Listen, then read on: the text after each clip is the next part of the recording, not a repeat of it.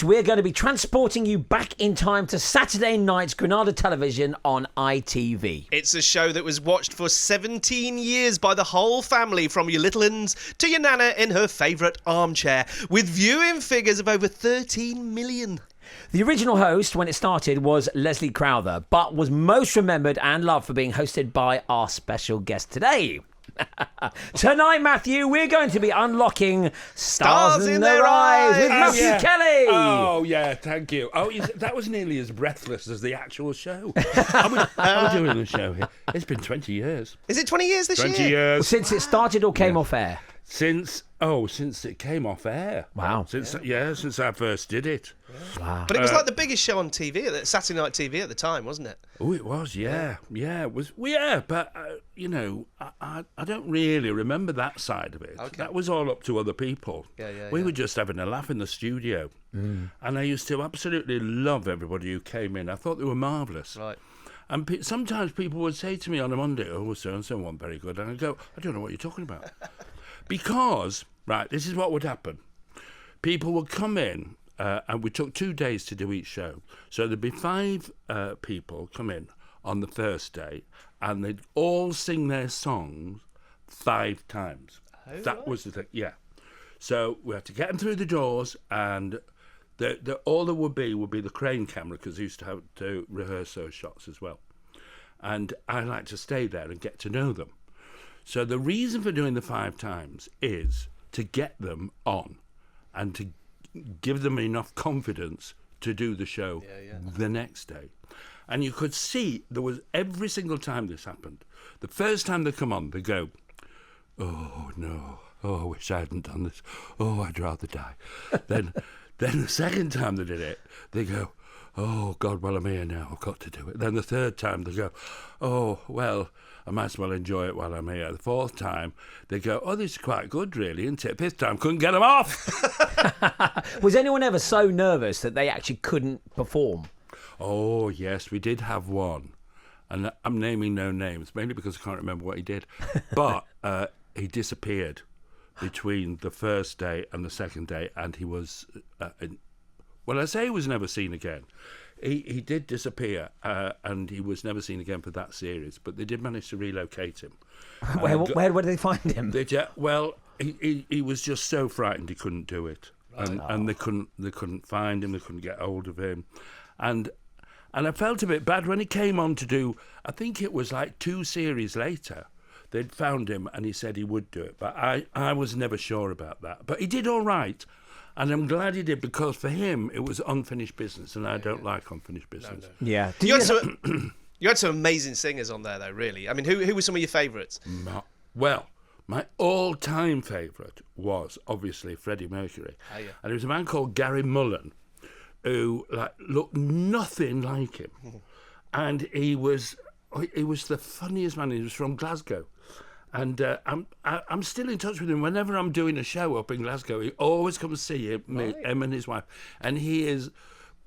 they'd given him some teeth, some Freddie Mercury teeth. Well, he put the teeth in, he couldn't talk. Couldn't sing. Not only couldn't sing, couldn't talk. And nobody guessed who he would be. And he came on and he gave this performance, which was absolutely sensational. I think everyone remembers Freddie, and the other person that most people remember was Krista Burke. Oh, the champion of champions. Yeah, Lady in Red. Oh, right. Well, Krista Burke, right. Because that was the one where, didn't Krista Burke come on during his performance? Right, well, Krista Burke, it was a man called Ian Moore. He was a paint mixer from Hull. And I still see him, actually, funny enough, although he doesn't do it anymore because he's got nodules. Oh, shame. That is a shame, actually. So he won this series, and then the next year they'd have to come back and sing their song again while they were collating the votes for that particular live final. And unbeknown to him, and unbeknown to really the rest of us, was I knew this was going to happen, but I was only one of the few that did. And the musical director, the real Krista Burke, was coming up from the cup final that day, and he got the flight and he got on, and our Krista Burke, poor Ian Moore, comes through the doors and he sings Lady in Red, and then halfway through the number you hear this like echo of the same voice. Yeah. And the real Christopher comes through the smoke, through the doors, and our Christopher is looking around going, what's going on? What's going on here? And I had to go, and then they sang it together as a duet. It was fantastic. I remember. But the thing was, I had to go on afterwards, and I looked at both of them, and I thought, blimey, my medication's really kicking in here. Which one's which? Do you know the great thing about when I remember watching it very clearly when I was younger, and that moment happened. And very rarely do these magical moments happen in television, and that really was a magical moment because it resonates every time. But the best bit about it was Ian didn't flutter an eyelid. He didn't even seem. He carried on singing. You're absolutely right. He did, and many of them who came on, they carried on with their careers as. Oh, did they? Yeah, but there had to be the people that were big, like Steve Sherrill was like, God, 25, 26 years ago. He came on as John Denver, right? But he was a marvellous country singer in his own right. Mm-hmm. But he was kind of stuck with John Denver, so he would do his own stuff wherever he did a gig. I mean, as a matter of fact, he had a radio show on BBC Radio Essex. It was very good. Okay. Yeah, and he's still gigging around as well. Yeah, right. Was there anyone that was a tribute act before they went on? So instead of the other way around, where like a paint mix, you say, then probably forged a career as a tribute act, was there anyone that was already a tribute act that kind of had a head start in some ways? I think they were. Yeah, there were sometimes. We had Anastasia. I saw her recently. I was just doing a play up in Manchester with Denise Welsh, and the girl who was Anastasia, I loved her. But she was a tribute act for Tina Turner. Oh. But they wouldn't let her do that. So she had to be Anastasia. She was marvellous. Yeah, she was good. Yeah, I remember that. Yeah. Well, and we can't not talk about the catchphrase. Obviously, we know what it's like having a catchphrase, but you had like the most popular catchphrase of the 90s and early noughties. Tonight, Matthew. I know. Well, I have to say, I'm very proud to be the Matthew in Tonight, Matthew, because, well, firstly, it was really catchy. It was on birthday cards and get with Tonight, Matthew. I'm going to be ill. You know, stuff like that. But I didn't invent it. You know. It's got my name in it, and I'm the only one who can't say it. So you can't. So I never have people coming up and saying, "Go on, say that thing." People say it to me, and then they say, "Oh, I bet you're sick of that." I'm not. And you're not because you never said it. No. And did you used to get it everywhere? Because in the same way we get that word, bogey, shouted at us everywhere. When it was at its height, did people used to say it to you everywhere?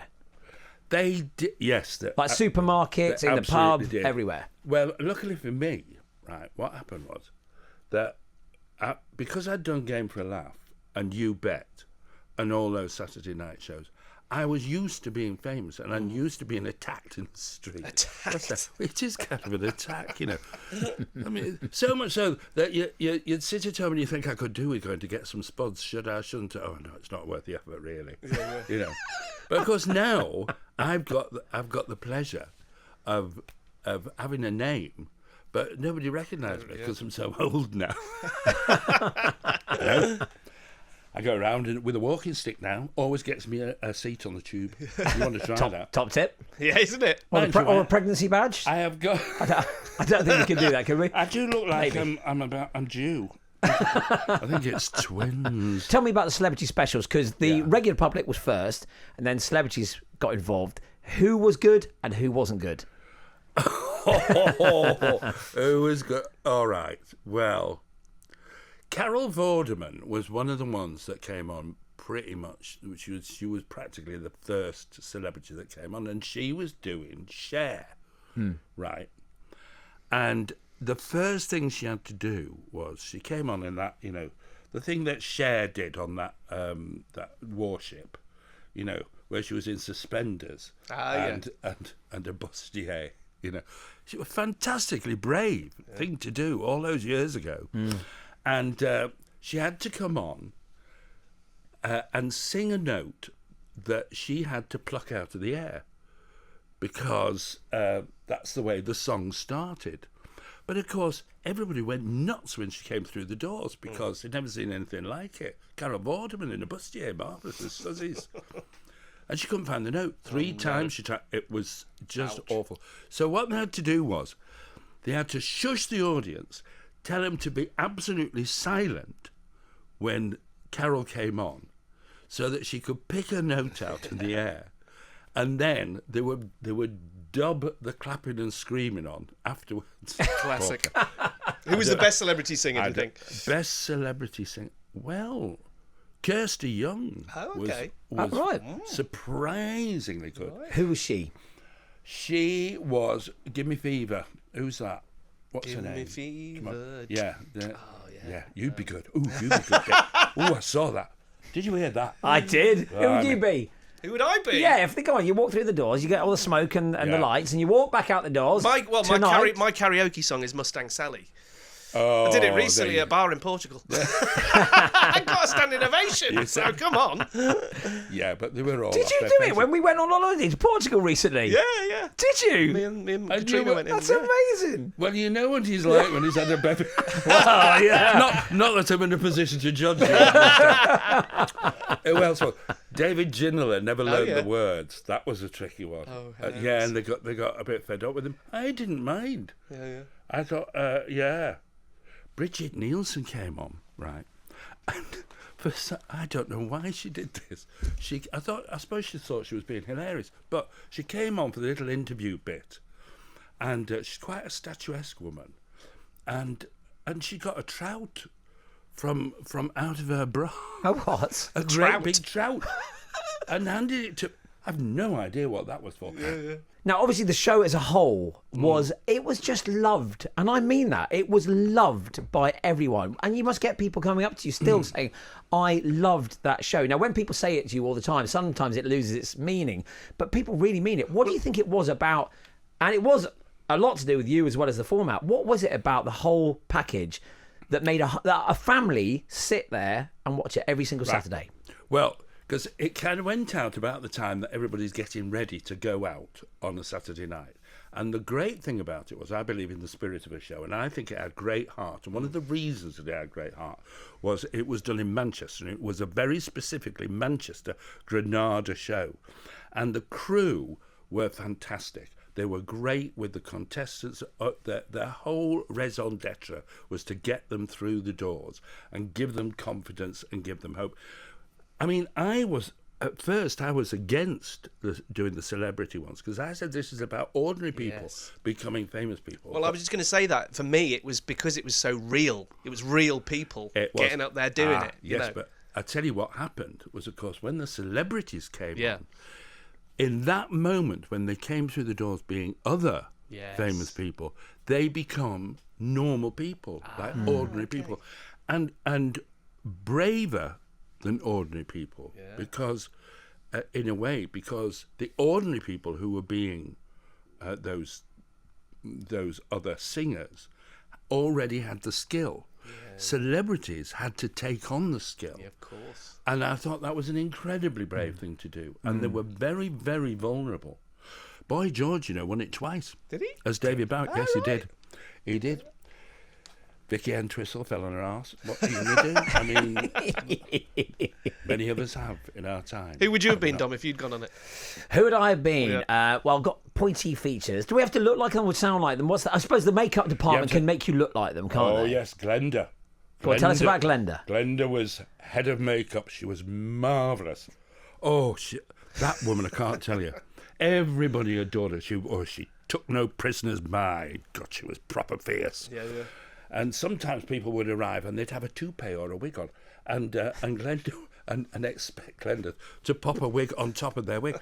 So what she'd do is she'd come up behind them and she'd go, "I don't think we'll be wanting that," and she'd whip it off and throw it in the corner. And very occasionally they'd be so nervous, and she'd say, "I'm not really allowed to do this," but of course she was, and she'd reach under the dressing table. And she'd pull out a bottle of wine, and she'd give them a tot of wine, just to give them a bit of. And she was, and she'd get them through it.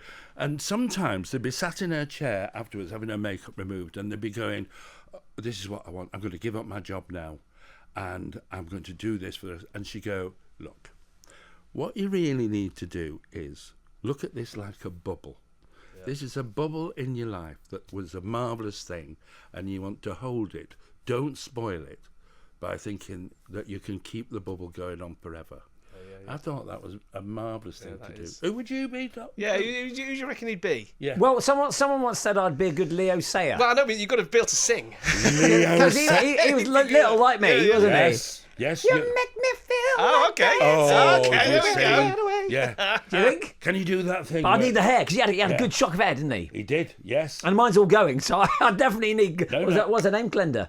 No, what? Glenda. In makeup, yes. Yeah. I definitely need Glenda to Go pop on, a say it. syrup on my head. Say it to him. Say it tonight. Tonight, Matthew, I'm going to be Leo Sayer. Hey! I should have done that into the camera. Tonight, singing live, Cue it. Oh! Dom is Leo Sayer. Yes! Yes, I'd love to see That that. sounds right, doesn't it?